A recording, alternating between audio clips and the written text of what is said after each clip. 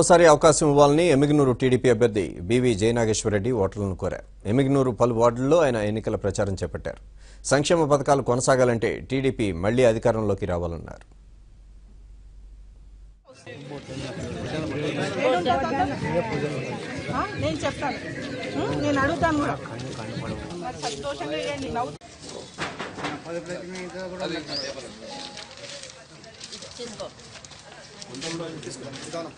అందరికి చెప్పండి.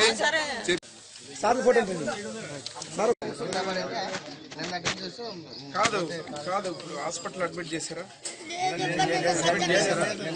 తీసుకోండి. ఇమ్మీడియట్ ఎన్ఓసి పెట్టి. నేను ముఖ్యంగా గతంలో కూడా ఎమ్మెనూరు పట్టణంలో ఒక 5 క్లస్టర్లు తెలుగుదేశం ప్రభుత్వం నుంచి కేంద్ర ప్రభుత్వానికి పంపడం జరిగింది. దురదృష్టం ఏమంటే నరేంద్ర మోడీ గారు మన రాష్ట్రం మీద వివక్ష చూపుతూ ఇవ్వాల్సిన 5 క్లస్టర్లు ఇవ్వకుండా కక్ష కట్టి ఆపడం జరిగింది.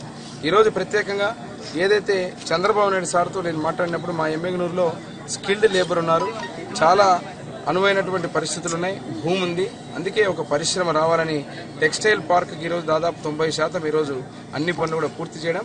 అదే రకంగా ఆర్డీఎస్ రైట్ కెనాల్ ద్వారా పశ్చిమ ప్రాంతానికి ఈరోజు 1985 కోట్లు చంద్రబాబు గారి ఆశీర్వాదంతో ఈరోజు మా ప్రాజెక్టు శాంక్షన్ చేయించడం జరిగింది.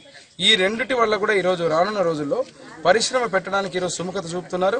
ఒక పెద్ద యాంకర్ క్లయింట్ని ఈరోజు తీసుకొస్తున్న త్వరలో దీని ద్వారా మళ్ళీ చంద్రబాబు గారి చేతుల మీదుగానే ఆ పరిశ్రమ ఓపెన్ చేయించే విధంగా చేసి ఇక్కడ సోమప్ప నగరే కాదు ఎమ్మెగనూరు 3 మండలాలు కానీ టౌన్ కానీ చుట్టుపక్కల ప్రాంతాల్లో ఎవరైతే ఉపాధి కోసం ఇబ్బంది పడుతున్నారో వాళ్ళందరూ కూడా ముఖ్యంగా చేనేతలకు అదేవిధంగా బడుగు బలహీన వర్గాలకు మైనారిటీ మహిళలకు ప్రతి ఒక్కరు కూడా ఉపాధి కల్పించి ఒక కుటుంబం కనీసం 5,000 నుంచి 10,000 రూపాయల ఆదాయం నెలకు సంపాదించుకుంటే వీళ్ళ ఆనందానికి అవధులుండవు.